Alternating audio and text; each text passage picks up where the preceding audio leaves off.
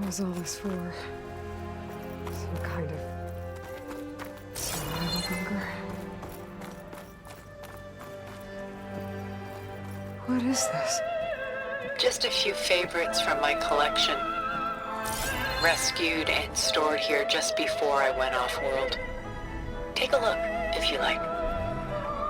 I'm curious to hear your impressions. My friend is dead. Beta and Gaia are gone, and you want me to look at old paintings?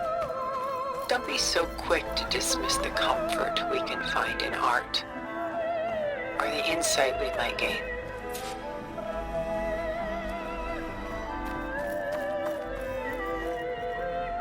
My favorite pairing on the left is Woman Reading a Letter by Meer, a true master.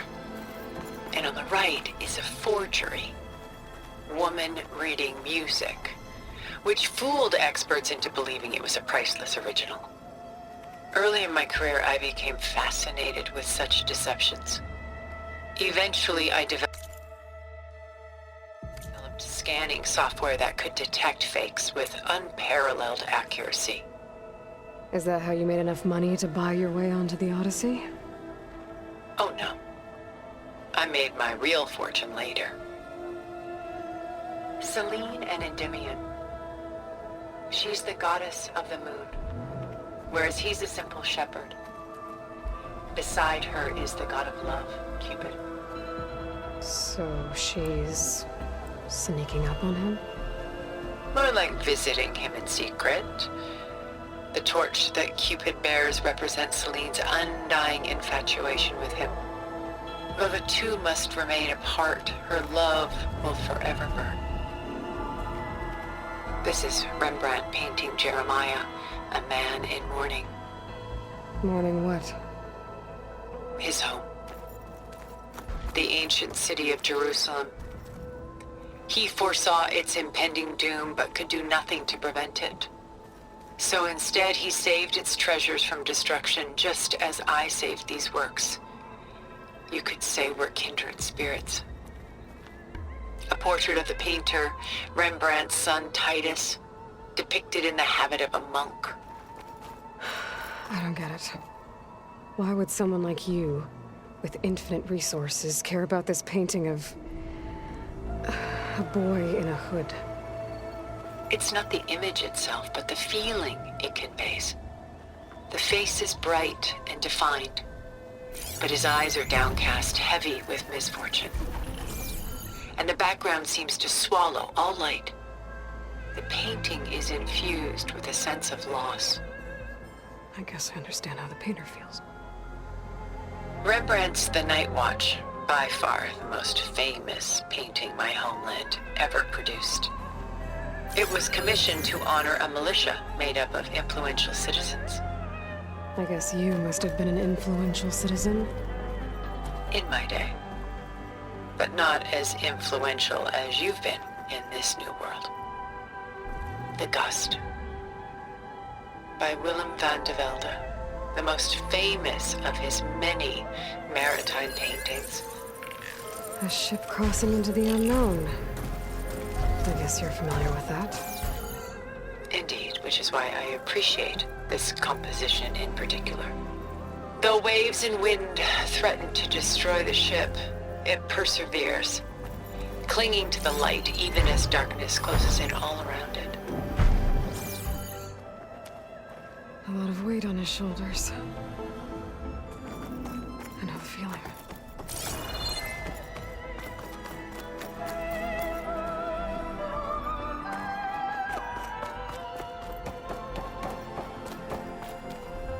I should move on. She's pulling out her own hair. Out of madness, out of grief. It's hard to watch her suffer. Stunning, isn't it? Paintings weren't the only masterpieces of my people's golden age. This is Van Vianen's Leaded Ewer, molded from a single sheet of silver. What was it for? How like Elizabeth you are. Function over form. Its practical purpose was less important than its meaning. Von Vianen created it in honor of his late brother, who himself was a famous silversmith. A memorial. Yes.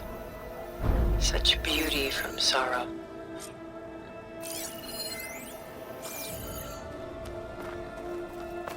Done so soon? I've got more important things to worry about. We both do. There is much we are trying to save. Not the least of which is in that vault. There's nothing wrong with savoring such treasures for a moment.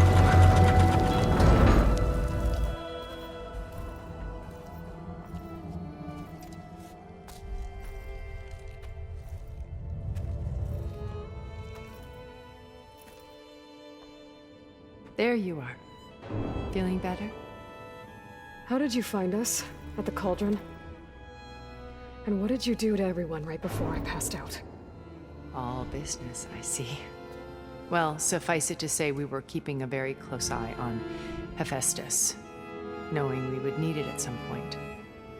Your ruse didn't fool us, and as for my little trick, it was an overload of the senses, accompanied by an energy discharge. Gerard and Eric were only momentarily disoriented due to their shields, but it rendered you unconscious while I got you out. Perhaps some breakfast might steady you a bit?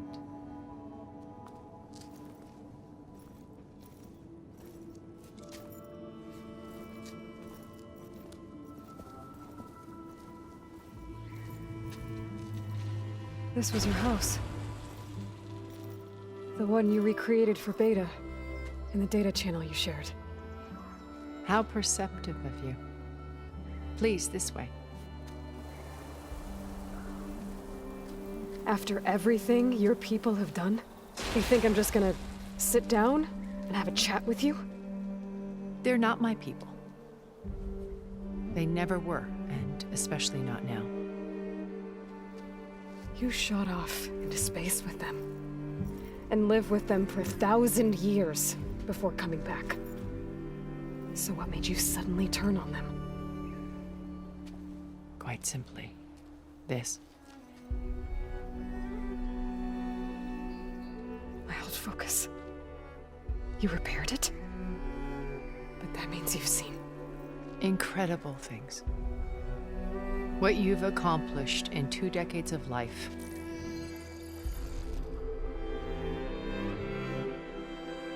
A 1,000 years at my back and I haven't even come close.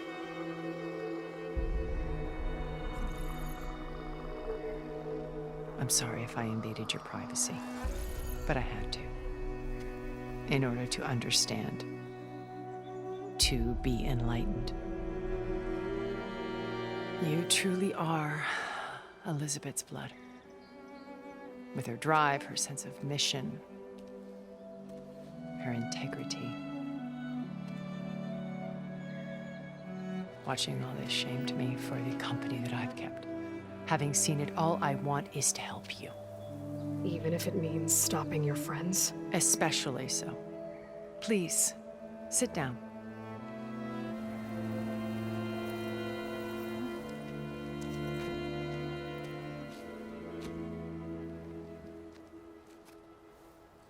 There.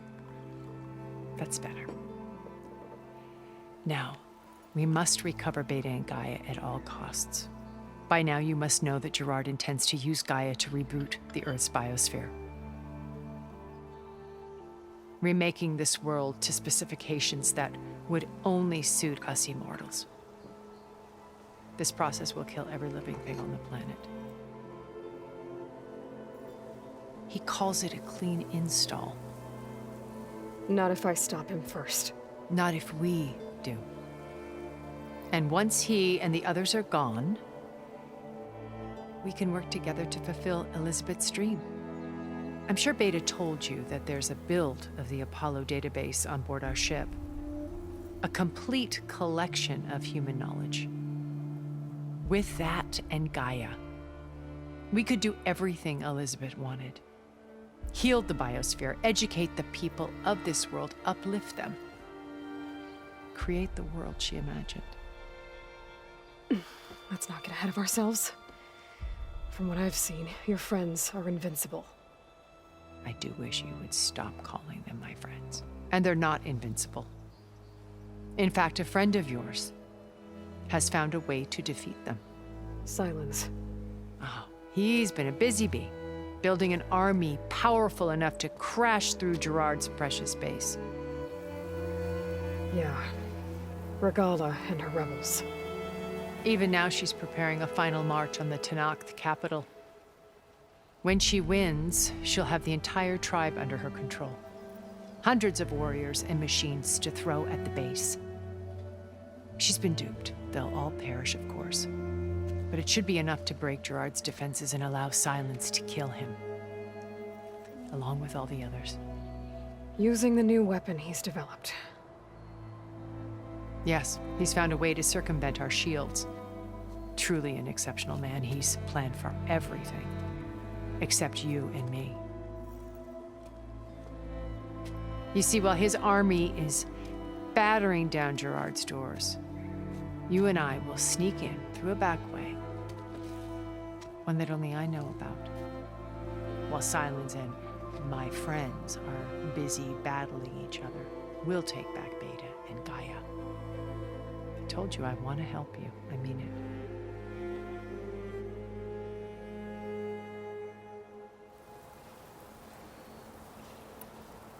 My old focus. How did you find it, let alone repair it? When we encountered you at the Hades Proving Lab, Gerard saw you as a redundancy. I knew better. You were a revelation. After your dramatic escape, bravo, by the way. Gerard and Eric assumed you were dead and gave up the hunt. I wasn't so sure. When the others were busy, I returned to the lab and searched for any trace of you. That's when I found this little treasure. Not easy to repair, but certainly worth the effort. As I watched your life unfold, you were like a splash of color on a worn canvas. What Liz was, and more. Did you show it to the others? Of course not. It was your actions that inspired me to defy them. It's worth noting that if I hadn't found it and watched its contents, I wouldn't have known to save you at the cauldron. You'd be dead. So I should be grateful? If you like.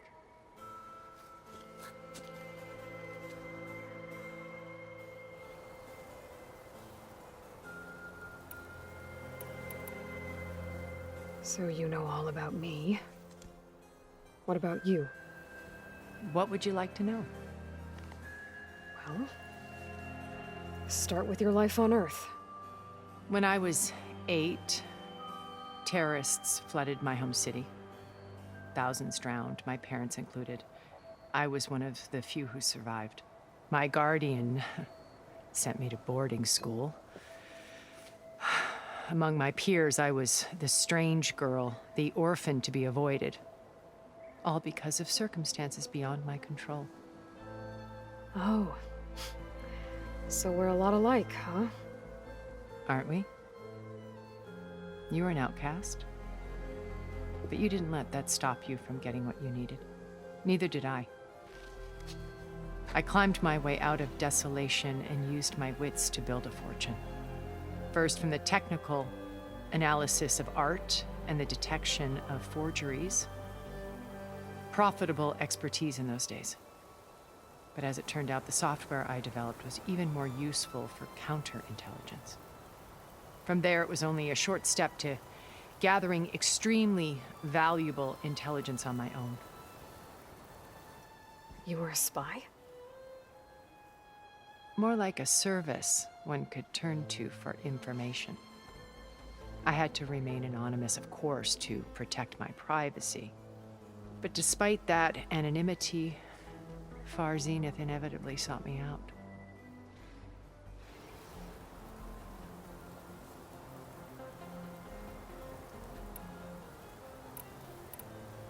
What happened when Far Zenith approached you? They painted an irresistible vision of humanity's future.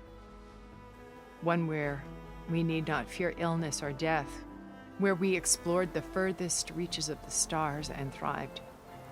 It was only later that I realized that they only intended to bequeath this future to the rich and powerful. By the time I finally figured it out, the walls were closing in, Pharaoh's machines were devouring the Earth. So I accepted Far Zenith's invitation to a berth on the Odyssey. I wanted Liz to come, but she had nobler plans, as you well know.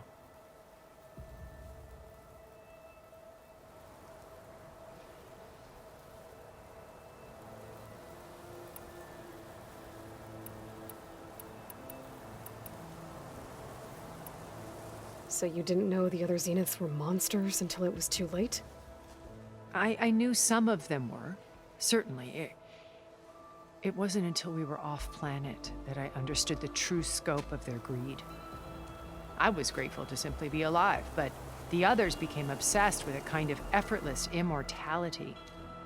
They built a colony where machines serviced their every need, where any memory or fantasy could be endlessly savored in virtual reality. It wasn't life. It was stultifying, a pampered dream state. As the decades passed, I withdrew more and more, alone yet again, but this time with eons to consider my mistakes. Now finally, having met you, I feel like I have a second chance. To do what? Help you, of course. To fulfill Liz's dream, which isn't so different from Far Zenith's original vision. A better future for humanity.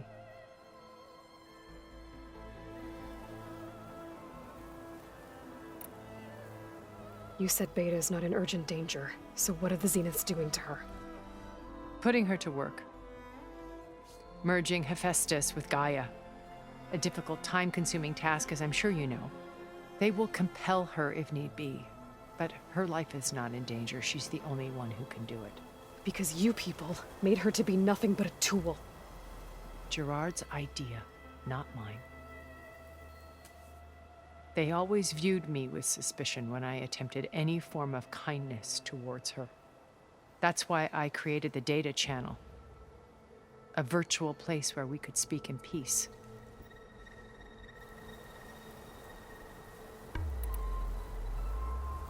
So this channel you shared with Beta, none of the other Zeniths ever found out about it. Gerard believes he's the most cunning of all of us. Even after 1,000 years, he still can't imagine that I would outwit him. The channel allowed me to interact with Beta away from their mistrustful eyes. It offered us a chance to be ourselves. Until you cut off all contact. Yes, though it pained me. I was worried that our meetings would do her more harm than good. Well, she felt like you tossed her aside. I was afraid the others would find out and punish her. She may not have had the comforts of friendship anymore, but at least I ensured she was safe. I know it seems harsh, but you must believe that her well-being has always been paramount to me.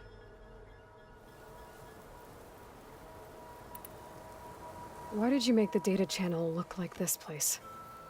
I built this house as a shelter to weather any storm. A safe place. Not just for me, but for the art stored below. Cultural artifacts of incalculable value. Truly some of the greatest achievements of human civilization. And you wanted Beta to see them? Yes. Her upbringing was so cold and technical. I thought if she could experience Vermeer and Rembrandt, it would bring something else into her life. A heritage every bit as valuable as the scientific and technical data being drummed into her. I'm sorry I had to cut off contact, but I'll never regret sharing this house with her. She needed its shelter even more than I did.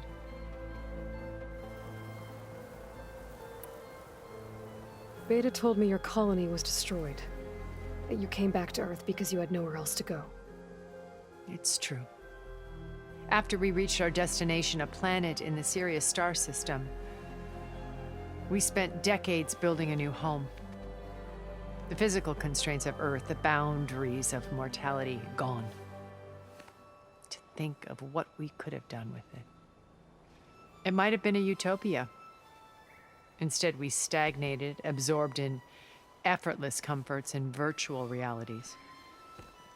It took a cataclysm to finally yank us out of our stupor.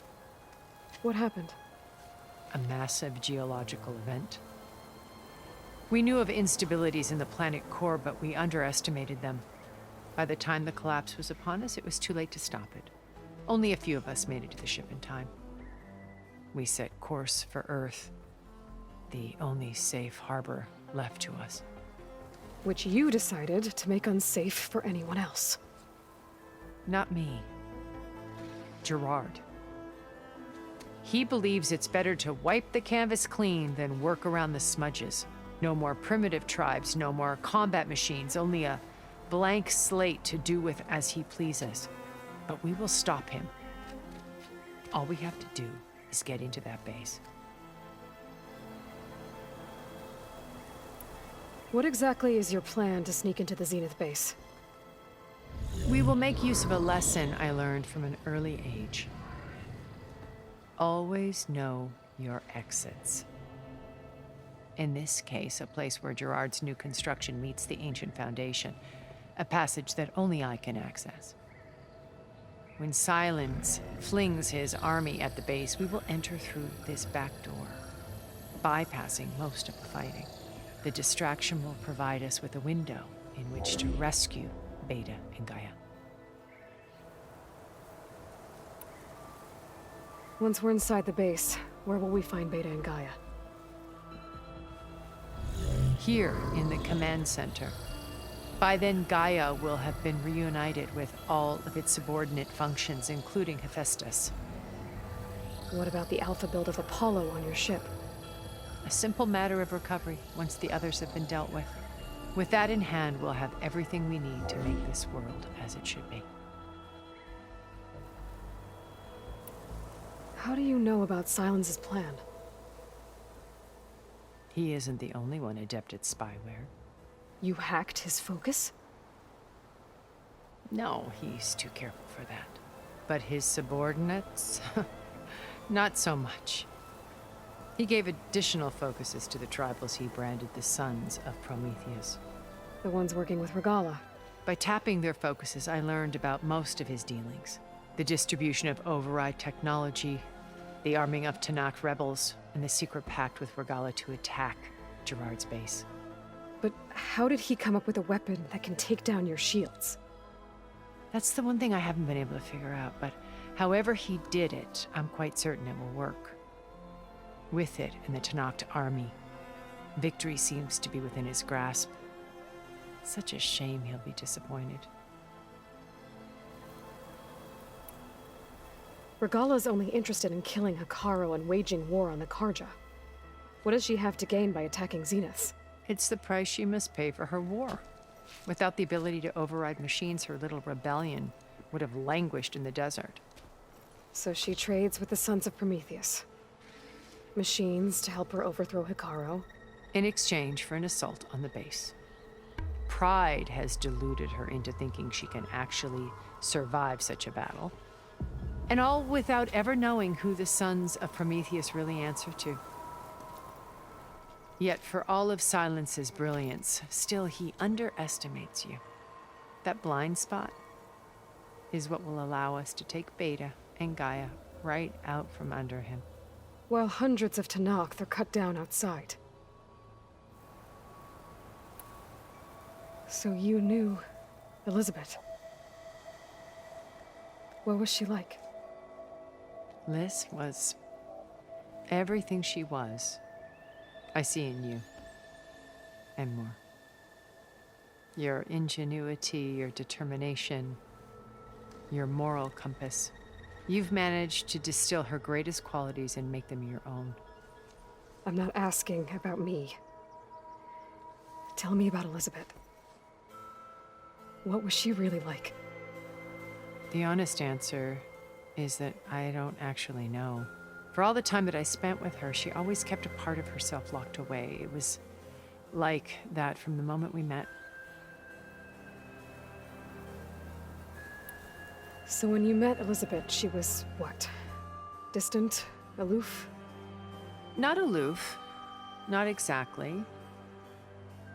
It was a summit in Paris about machine learning, a touchy subject in those days, because regulatory authorities were just starting to clamp down on AIs. Liz gave the keynote address. She had already achieved great renown for her work in automated environmental reclamation. But in her address, she was just starting to imagine the next step. An AI-driven system that wouldn't just act on its programming, but actually take responsibility for its sphere of influence. To care about life. Not just follow orders. Revolutionary stuff. I was fascinated. And I wanted to meet her for a long time. I watched her after her talk. She had spoken with such moral authority, such empathy. But after that, she retreated. I could tell she felt uncomfortable with all of her admirers. It was as if giving the talk had cost her something. I didn't want to be a pest, so I planned my approach carefully. So how did you finally approach Elizabeth after her talk? I picked the right moment. The morning of the next day, right as she came back to the conference, she had just had her coffee. She was fresh, rested. It was like she had braced herself for the onslaught of colleagues. I asked if I could walk with her, then put forth a question about her talk that I thought was intelligent. Her answer made me realize it wasn't, but she was very welcoming. Almost as if we were previously acquainted. It was only halfway through the conversation that I realized she knew exactly who I was. It was quite a shock to me. My business was trafficking in secrets, and I took great pains to protect my anonymity. So that was Liz, perpetually one step ahead. I came to view our meeting as a metaphor for our friendship. She always seemed to know me far better than I knew her. I guess I know the feeling.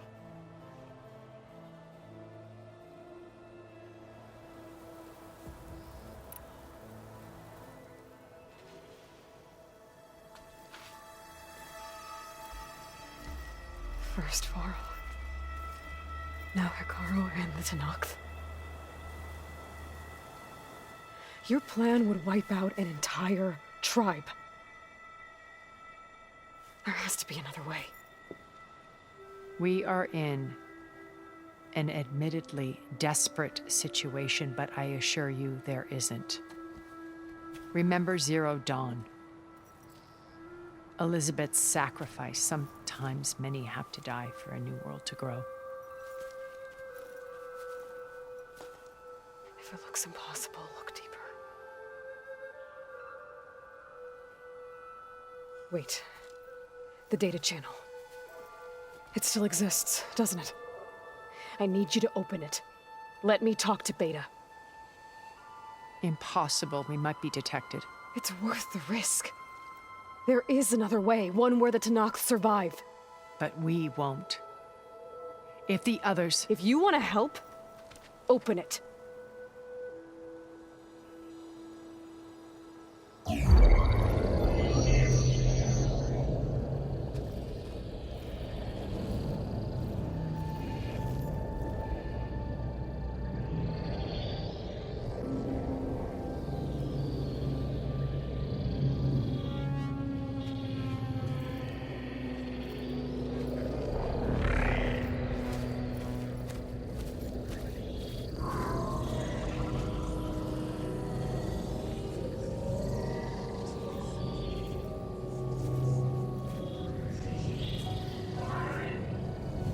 What are they doing to her? Virtual reality dissociation. The manual merge of Hephaestus will take hours upon hours of tedious micromanagement.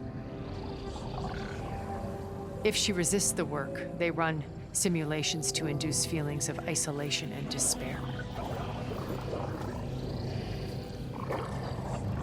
Beta, can you hear me?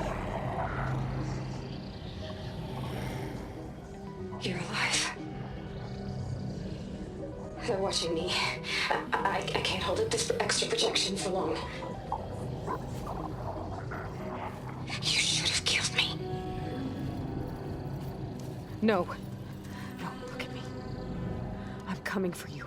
I promise, okay? I just need you to hold out a little while longer and work on the merge.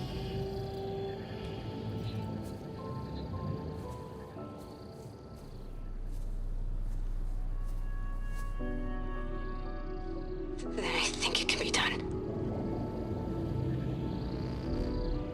I'll contact again when it's time. Can you hold on?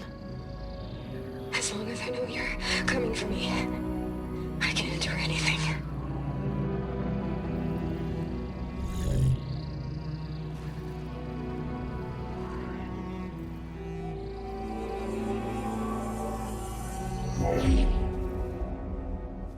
All right. I did as you asked. Now I think you need to tell me what you're planning. I'm going to take Silent's army away. I don't need it. Only the weapon he made to penetrate your shields. And how do you propose to get it? Ask him nicely? Without Regala and her rebels, he won't have a choice. We'll be his only option. Only option for what? What did you tell her? That is between me and my sister. Will be Silent's only option for crashing that base. I'll tell you the rest later. But first, there are a couple of things I have to do. Oh. And what are those? Lay my friend to rest. And then I'm going to use the override that Beta gave me at Gemini to put an end to Regala's rebellion. From the air. Wait. Since you insist on doing things your way, I know of something that will truly help you make a grand entrance with the Tenakth.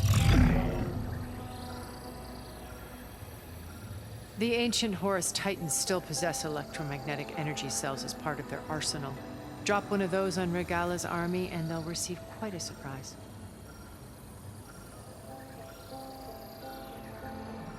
So go, do what you must. I'll come to your base if you manage to bring Silence to the table. Not if. When.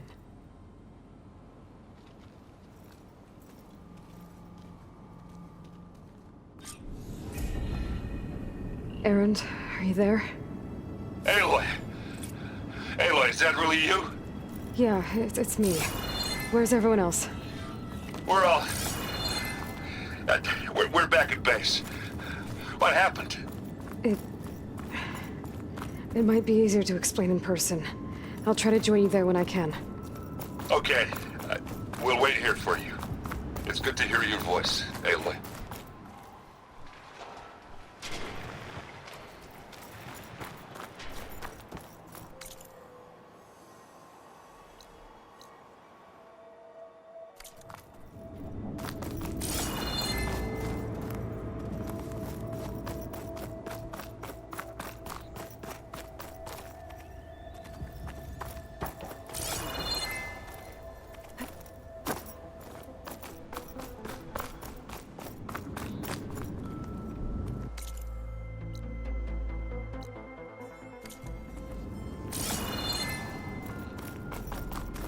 Just to let you know, I'm now patched into your focus network.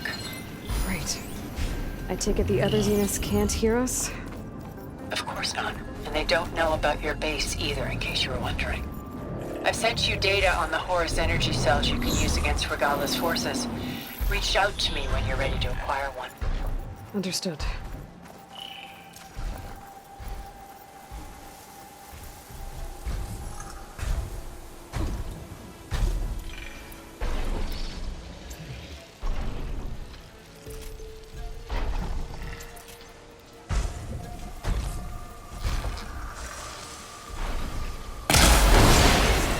Hit it while it's covered in acid.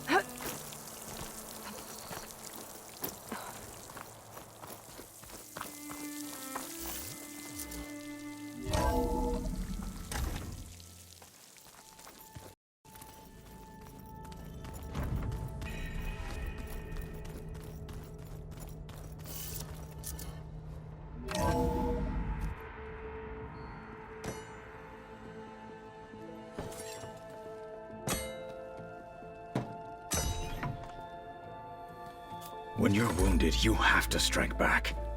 Draw blood. Hey!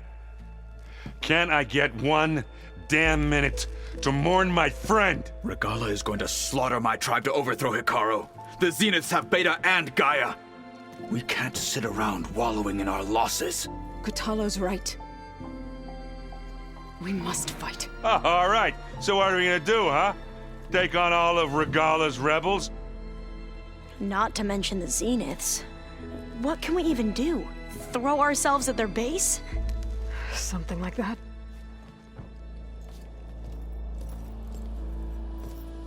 So...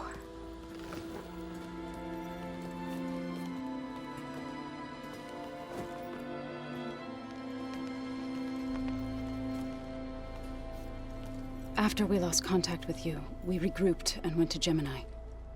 What happened? The recording we found on Varl's focus cut off when that Zenith, Eric... The Zeniths were tracking Hephaestus. When Gaia trapped it in Gemini, they knew where we were. After Varl tried to stop them. They took Beta and Gaia. I only survived because one of the Zeniths turned against the others to save me. One of them? Well... at least we didn't lose you too. So what do we do now? We're going to defeat the Zeniths. And get Beta and Gaia back. But first, we're going to stop Regalla. How? Back in Gemini, Beta gave me a gift. There's something I need to do first to make it work, but it could put an end to the bloodshed. Word is, Regalla's readying her army for an all-out assault on the Grove. I need to be there. I know. Go. Stand with Hikaru. And keep an eye on the sky. Strike true as the 10. The rest of you, whatever preparations you need to make, upgrades, resupplies, get on it. It won't be long before we take the fight to the Zeniths. We'll be ready, Aloy. And when you're ready, meet me outside the east exit. I'd like to have a word in private. Even when things are darkest, you're the flame that lights the way forward. Just tell me one thing. Am I gonna get to smash up a bunch of Zenith bastards? We all are. Good.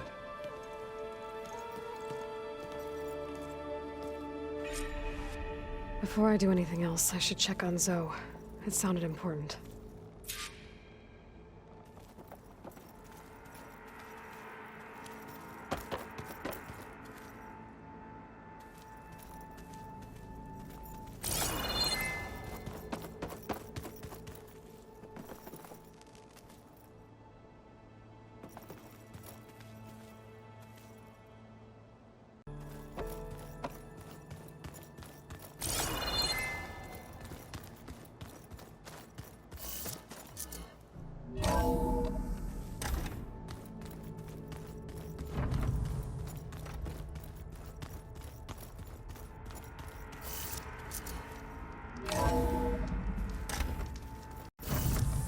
Chill air's prickling my lungs.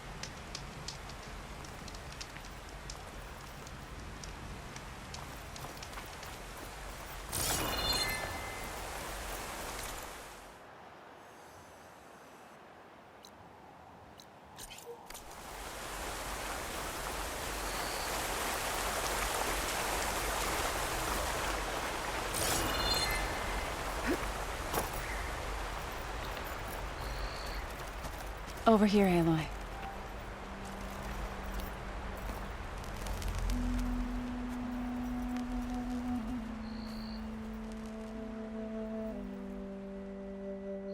We would come out here to tend to the garden.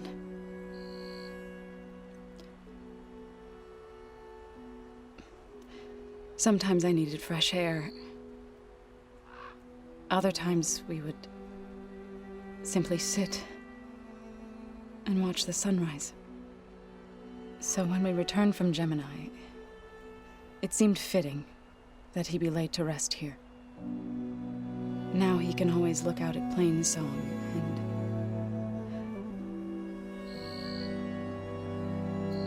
further east, to the Nora sacred lands. He would have liked that. He often spoke of his sister, Bala. He said she used to gather her favorite golden blooms and tie them to her spear. Their mother called it useless, but Bala was stubborn. Yeah, she seemed like that. It wasn't easy. But I tracked down the flower. Gathered its seeds.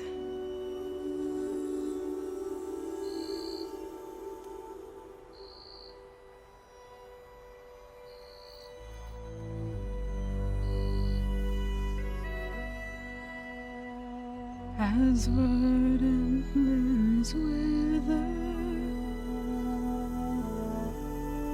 roots rot in snow, still the seed rises, as certain as stone. From death follows new life. So it is with the land.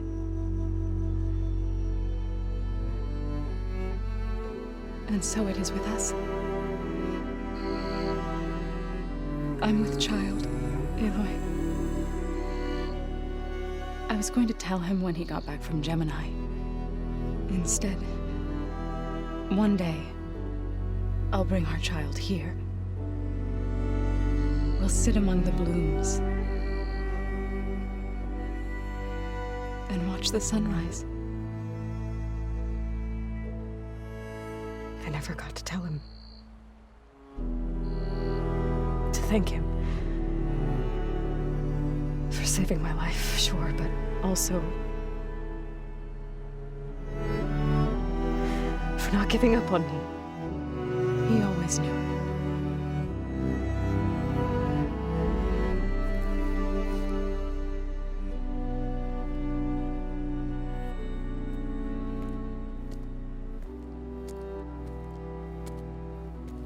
Goodbye, Varl. I promise to look after them.